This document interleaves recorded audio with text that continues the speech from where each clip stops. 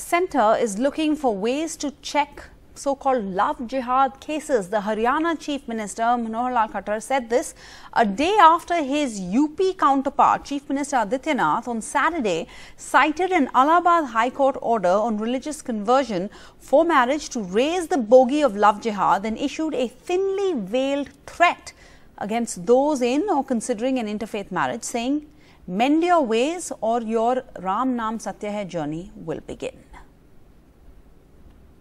ये विषय लव जिहाद के साथ जोड़ करके देखा जा रहा है। लव जिहाद वाला विषय भी इसके ऊपर बाकायदा विचार चल रहा है और केंद्रीय स्तर पर भी और प्रदेश स्तर पर भी हम इसको बहुत गंभीरता से ले रहे हैं और इस प्रकार की घटनाएं इन चीज की पुनरावृत्ति न हो इसके लिए विचार कर रहे हैं। ये लव जिहाद का इलाज करना जरूरी है बच्चियों को बचाने के लिए। अगर इसके लिए कानून बनाना पड़े तो, कुछ और करना पड़े तो किया जाना आवश्यक है। हरियाणा में भी कानून लाएंगे, हम भी विचार कर रहे हैं। So raising the love jihad bogey and threatening death, is this a call to vigilante violence? Joining us, Neeja Chaudhary, senior journalist, and Deshratan Nigam, political analyst with pro-RSS leanings. So, Neeja Chaudhary, to you first. If you don't mend your ways, your Ram Naam Satya Hai journey will begin. I mean, this sounds like a bad dialogue of a thug or something like that in a B-grade movie. Not from a sitting chief minister of a state against the people of the state, the citizens of India, a new low in Indian politics? You know, you're right. This is the chief minister of the country's largest state who has taken oath by the Constitution of India. And the Constitution as of now, we can't say about the future, it allows a person to travel through any part of India, to pursue any profession, to follow any faith, to marry of their own choice, provided they are adults. So far, those rights are given. So, what Mr. Yogi Adityanath has said impinges on the constitutionally guaranteed right to its citizens. That's number one. Number two, it impinges on the due process of law. As of now, the Allahabad High Court has talked about, conversions being not valid for marriage. Now, that is something, whether it will be challenged in the Supreme Court or not is another thing. I may have a view on it, but so far, if conversion takes place under duress or by giving somebody a bribe, yes, and you have to prove it in a court of law, then it becomes illegal, it becomes invalid and not on. So you don't need a separate law for that anyway. Law has to be followed.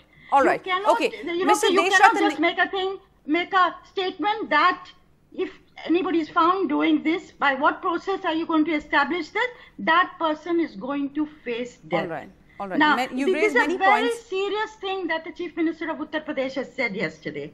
It is.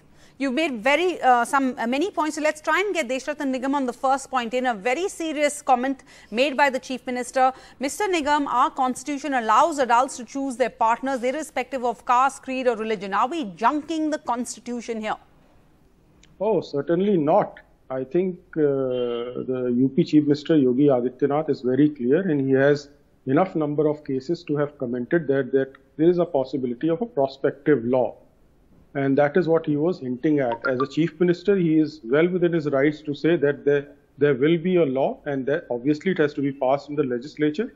And that is the way we follow, and that is the way the Constitution works. The existing Chief Minister has disclosed his mind, and there is nothing wrong in it. It is well within the parameters of the Constitution. And let me tell you, love jihad is not only a dark and dangerous reality in India, but in USA as well, where it is known as love bombing. The Christian community of Kerala awakened slightly late. Now they are very worried. And how is it happening? And in fact, terrorist angle has also come to light in Kerala. Yes, all right, Mr. Nigam, we don't have that much time, so let's just focus on India. But let me ask you, you say Yogi Adityanath's government has enough cases and he's well within his rights to speak on this as a chief minister.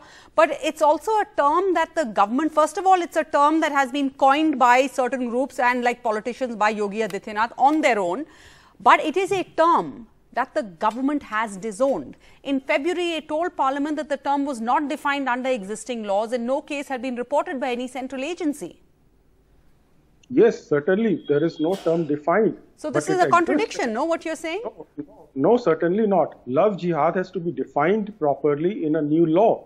And that is what Yogi Adityanath is saying. The existing, please remember, urban Naxalism is not defined, but Naxalism is defined and it has been banned, like Maoists.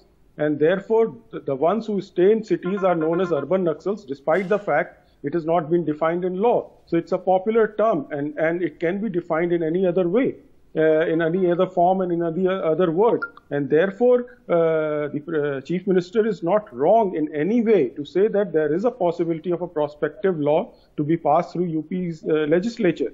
So I don't see any constitution is being violated. Any marriage which is, consent is obtained by fraud, forgery, cheating and concealing identity is not a valid marriage. And physical relation developed on account of that is considered rape. But a consensual marriage between two adults who choose to marry, have an interfaith marriage is the Yogi Adityanath government, the Adityanath government would have no issues with that.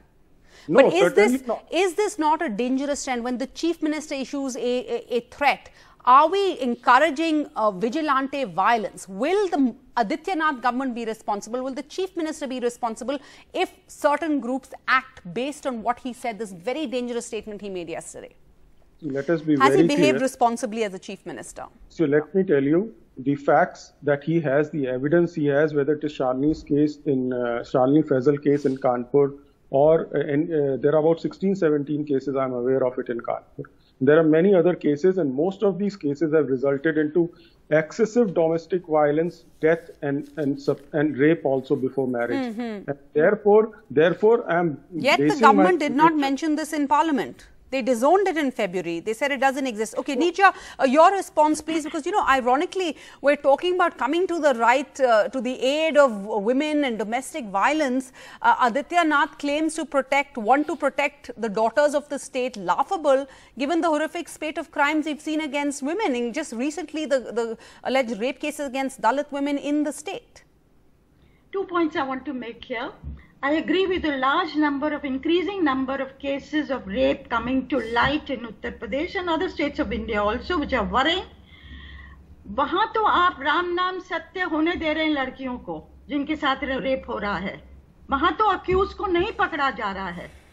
At least we see no evidence of it. Point number 2, in practical reality, what I fear, and there were cases earlier on in Uttar Pradesh, now what will happen, suppose there's a law like this also, but before the law, we haven't heard yet so far about the law. Suppose you have a married couple sitting in a park, two friends sitting in a park, somebody's fiancé sitting, or brother and sister sitting. The police will come and say, "Aap kya kar rahe ho? Apni identity batao, marriage certificate do." There have been cases of harassment. Yes. I'm not saying that fraudulent cases or under duress of the kind that Mr. Nigam is talking about should be allowed. They should be tackled. But that does not mean you make a blanket, this political thing of love jihad being a crime and therefore a signal to people in society. Now you go and deal with these people. Anybody you think and suspect of being love jihadis, quote unquote. Or that it should be against interfaith marriages. Thank you. Mr. Nigam, I'm out of time, so let me give you 30 seconds, please, and then we need to move on. See, any genuine cases which are harassed have to be condemned, and there is no blanket, rights given to anybody. Yes, police does its job by routinely going to the park and just keeping an eye as to what is happening, because sometimes a crime happens in the park also. And therefore, let's not make generalized statement and let police do its job. In 2017, Supreme Court asked the NIA to look into it, and since the NIA made a statement, they have found a pattern in it. And there is a lot more to it, and so Supreme Court said, please investigate it. All right. Collect your evidences. This is not the last we've heard on this matter. Thank you both for joining us and sharing your views. Thank you.